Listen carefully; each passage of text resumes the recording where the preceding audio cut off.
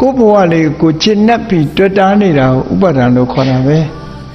အဲ့ဒီဥပါဒံဟာဘာကြောင့်ဖြစ်ရတာတုံးဆိုတဏှာဆိုတဲ့လူကျင်တတ်မဲ့မှုကလာတာရှင်းတန်လာတဲ့အခါဥပါဒဒါဖြင့်ဒီတဏှာကတော့ဘာလို့ဖြစ်ရတာတုံးဆိုဝေဒနာပစ္စယတဏှာလို့ဆိုတဲ့အတိုင်းစိတ်ရဲ့ခံစားမှုတွေကြောင့်ဖြစ်တာစိတ်ကခံစားမှုလေးတွေရှိသည့်အတွက်ကြောင့်ตายဝယ်ခံစားမှုလေးဆိုလူချင်းလာအဲ့ဒီလူချင်းမှုလေးတွေကြောင့်တဏှာဝေဒနာပစ္စယတဏှာဆိုတာလားဒါဖြင့်အဲ့ဒီဝေဒနာကတော့ဘာကြောင့်ဖြစ်ရတာတုံးလို့ဆိုအာယုန်နဲ့စိတ်နဲ့ဆက်သွယ်မိသွားတာဆက်သွယ်မှုရှိလာလို့ရှိရင်ဖြစ်တာပဲလေခုခေတ်လူချင်းတာပြောကြတာမလေးအိုးချင်းထားရင်အိုးချင်းညှိတယ်လေကြိုးချင်းထားကြိုးချင်းညှိအိုးချင်းထားအိုးချင်းထိတယ်နော်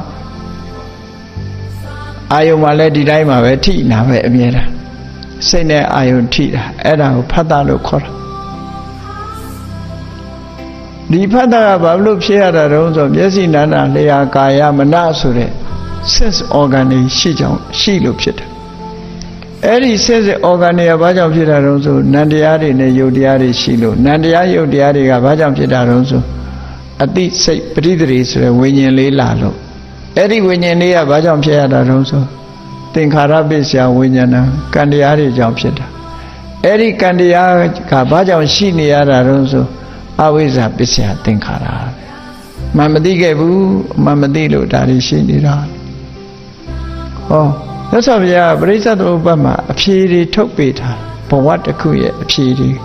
ဘာကြောင့်ဖြစ်တယ်ဆိုတာအကြောင်းတွေကိုရှာပြထားတယ်အကြောင်းတွေရှာပြတယ်လို့ solution ကိုလည်းပြထားတယ်အေးမသိဘူးဆိုတာမရှိရင်မေတ္တာနာမှာကံတရားတွေမဖြစ်တော့ကံတရားတွေမဖြစ်ရင်ပရိသေဝိညာဉ်ဆိုတာမလာဘူးမလာလို့ရှိရင်နာယုတ်တွေမဖြစ်ဘူးနာယုတ်တွေမဖြစ်လို့ရှိရင် sense organ တွေမလာဘူး sense organ တွေမရှိဘူးဆိုရင်ဖတ်တာဆိုတဲ့ contact တွေမလာဘူးဖတ်တာမလာရင်ဝေဒနာမလာဘူးဝေဒနာမလာလို့ရှိရင်တဏှာမလာဘူးတဏှာမလာရင်ဥပါဒံဆိုတာမလာဘူးဥပါဒံမလာရင်ဘဝဆိုတာမလာဘူးဘဝမရှိရင်ဇာတိမရှိဘူးဇာတိမရှိရင်ဩရဏရသေတာမရှိဘူးဆိုဟော solution ကိုပြသွားအဲ့ဒါလို့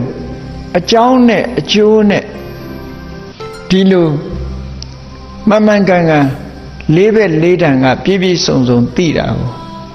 သမ္မာသမ္ဗုဒ္ဓောလို့ပြောတာနော်သမ္မာသမ္ဗုဒ္ဓောလို့ပြောတာအဲ့ဒီလိုသိလို့သမ္မာသမ္ဗုဒ္ဓဖြစ်တယ်သမ္မာပညာမဟုတ်ဘူးအဗ္ဗဓမ္မလေးနဲ့မှန်ကန်တဲ့